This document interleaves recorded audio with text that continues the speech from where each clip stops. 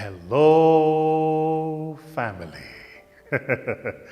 By the way, we're actively discussing whether or not we should trademark or copyright or patent this hello, family. Hello, everybody. I hope you're well. So, I wanted to come into your space today just to say it's okay if you're doubting yourself. It really is okay.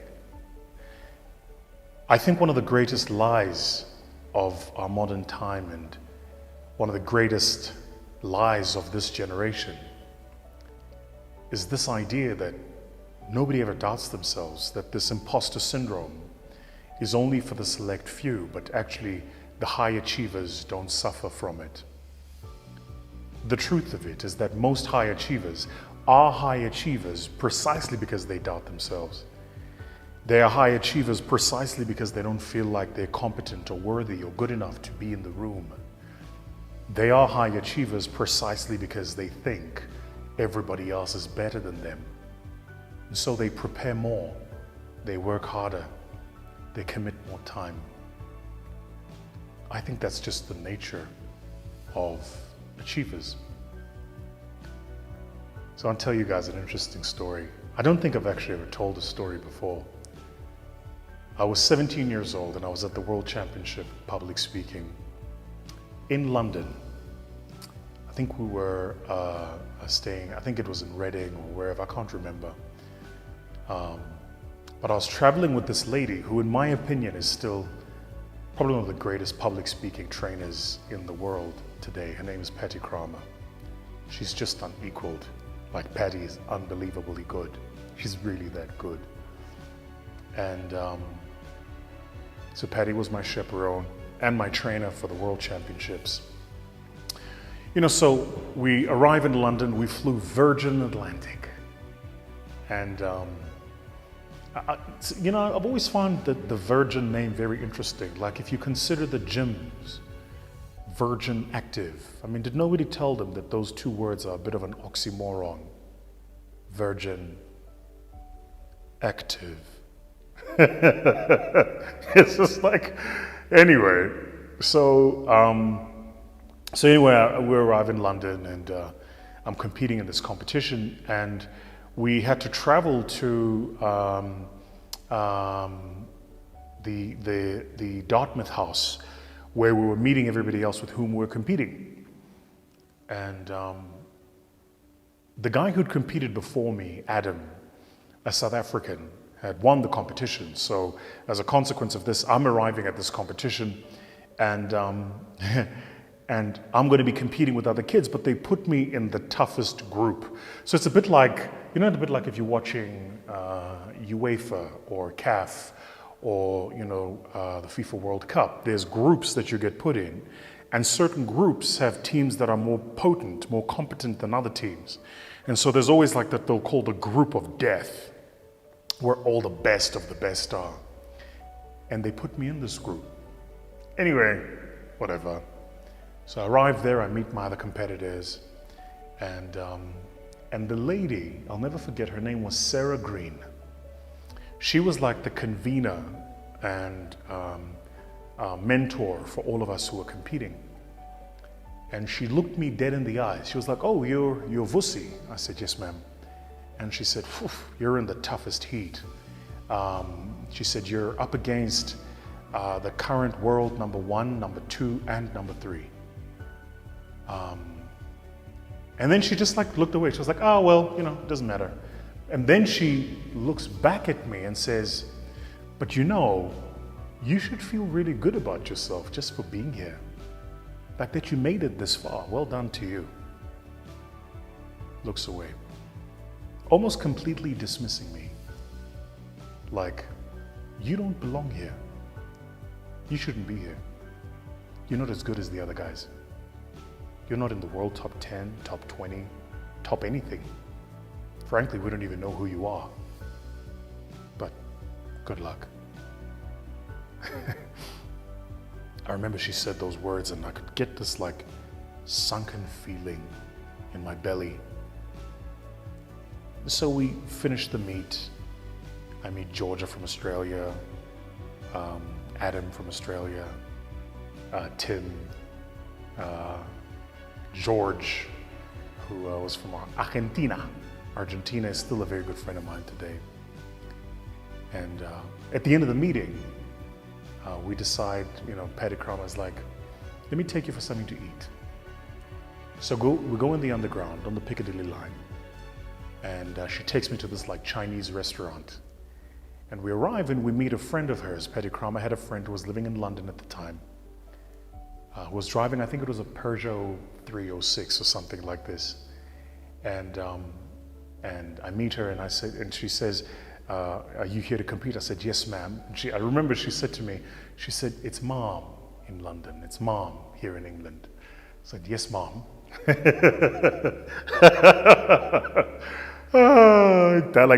English, eh? Anyway, so during the lunch, I think Patty could see visibly, I was quite visibly shaken. I think she could see that I was doubting myself, that I didn't know how this was going to go. Frankly, guys, if I'm to be completely honest, I didn't know if I deserved to be in that room. I didn't know if I should have even been in that competition. I genuinely felt like an imposter. I really did. It's also important for me to say that in that year, I was the only black kid in the competition. We're going back now, this is 2002. So anyway, we finish lunch. Patty can see I'm shaken. Patty says to me, we have to go back to the hotel now because you need to train. I was like, what the hell are you talking about, train? All the other kids are out, they're seeing London, they're going to Big Ben, what are you talking about? I don't want to train, I don't feel like training. My brain, my headspace, my spirit is not in the mood to train. She says, we're going back to the hotel, you're training. And it's a true story. We go back to the hotel, she gets one of these small like little conference rooms in the hotel. We walk in there and we start training. And I'm not in the mood for this. I'm not in the mood for this, but she forces it down my throat. We train. We go over my prepared speech over and over. I want to say that night we probably went over it like 20, 25 times, my prepared speech. At least 25 times. Then I think we did about 13 rounds of impromptu run. By this time I'm just like, whatever. I want to get this over and done with. At the beginning, I really didn't feel like it. Around the middle of that training session, you build up stamina, you can feel your body feels good again, your physiology feels good, you start positive messaging. I focus on the things I can do better, not the people I'm competing with. And I think for a lot of us, a lot of you, if you're feeling overwhelmed, distracted, you feel like an imposter, you don't think you're good enough for what you're doing, the truth is you feel like that because you're focused on who you're competing with, not what you're doing. Keep your eye on what you're doing. So Patty Kramer forces me to focus on intonation, my pitch, my pace, and pause. She forces me to focus on my iconography, my storytelling. And as I'm going through both my prepared and unprepared speeches, because I'm focused on the meta, the small things I can fix, I completely forget the big whale, these people I'm competing with. Toward the end of the session, I think our training session that night probably lasted like 3.5 hours. Toward the end of the session, she looks at me and she says, I want you guys to picture the scene. Patty Kramer is an amazing woman. I think she's like 5'5", and she's got this like bushy, curled hair. She's super cool. And if you go to her home, she's got a beautiful home in Cromerville, but if you go to her home, she's got these like these like little Buddhas around the whole house. So the whole house is full of these like laughing Buddhas everywhere. And she's got cats. So you can picture the scene. She's got a house. I think she probably has over 1,000 books in her home. Like I've seen libraries that have fewer books than Patty Kramer does. She's got all of these books there, and she's read most, if not all of them, really. Because you'll ask her about this one, and she'll remember, and she'll tell you. And she's got these laughing Buddhas everywhere in the house, and these cats. But anyway, towards the end of the training session, she looks at me and she says, "You know, Vuz, you know." This is how she speaks. "You know, Vuz, you know, I could tell when that lady was talking to you that you were quite visibly shaken." I'm like, "Me? Nah, girl, I want that shaken. Come on, girl. This is me. I'm your boy. I got it." "Sure, we'll see. Sure." And she says, "Remember this. Everybody tomorrow starts at zero. Everybody. Doesn't matter who's coming into the competition with what ranking. It doesn't matter what competition they've won before this. All that matters is tomorrow morning, 8 o'clock, when the bell tolls, everybody starts at zero. Just make sure you're the most prepared." I go to bed that night, tossing and turning. Around 4 o'clock in the morning, I remember vividly, I kind of caught some sleep. Wake up early in the morning, get ready, get dressed, make my way to Dartmouth House to compete. And as we arrive, first round. And I remember the first couple of speakers going up. And in my heat, the world number 1, number 2, and number 3 all went up before me. I'm like, oh man. But as just that moment before I got up to speak, I remembered Patty Kramer's words. Everybody is starting at zero. Everybody. So you're watching this, and you've got that business idea that you've been thinking about forever, but you haven't done it. You're watching this, and there's that qualification, that certification, that degree you've been thinking of going after, but you're not doing it. You're watching this, and there's that person you've had a crush on forever, but you don't think that they would ever date you. You know the one? You know that person where you put your profile on private on Instagram so that you can stalk them and they don't see that you're watching all their stories? You know yourself, comrade. You know yourself. You know who you are. You're watching this and you're wondering if you're good enough. The company you work at has got a job posted and there's a promotion and you think you can do that job, but you just don't know if you're good enough. I came to tell you 2 things. The first thing I want to tell you is when it comes to pursuing new opportunities, everybody starts at zero. Everybody. Make sure you're the most prepared. The second thing I want to tell you is when the noise is ringing in your head about how you don't belong in that room, the only way to quieten that noise is to focus on the things you do control and the things you can do. So for the entrepreneurs right now who are wondering if your business is going to improve, focus on the next proposal you're sending out.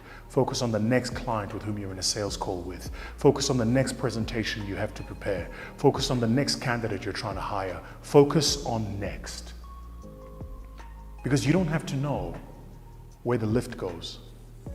You just have to know that if you take one step up the stairway, sooner or later, you're going to end up exactly where the lift ends up, all the way at the top.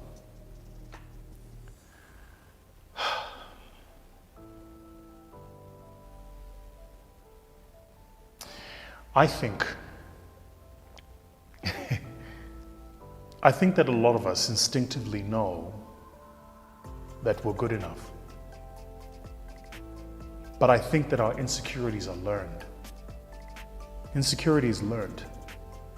It's learned by your socialization, by your environment. It's learned by the things you're told and the things you're exposed to.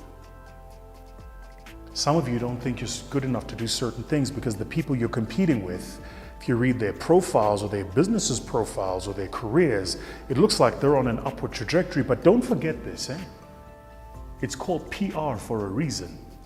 Nobody puts the bad shit down. Nobody. So if you're reading the story about your competitor and all you're seeing is successes, it's not because they're succeeding all the time. It's because that's all they are highlighting. So the focus for you should be on, how do I compete? Just do the next thing.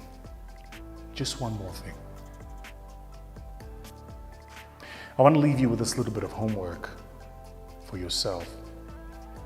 Now, the first thing I want to say to you is that if you catch yourself having a negative conversation with yourself, stop yourself and call yourself out on your own BS. And the second thing I want to say to you, as a believer, I believe this.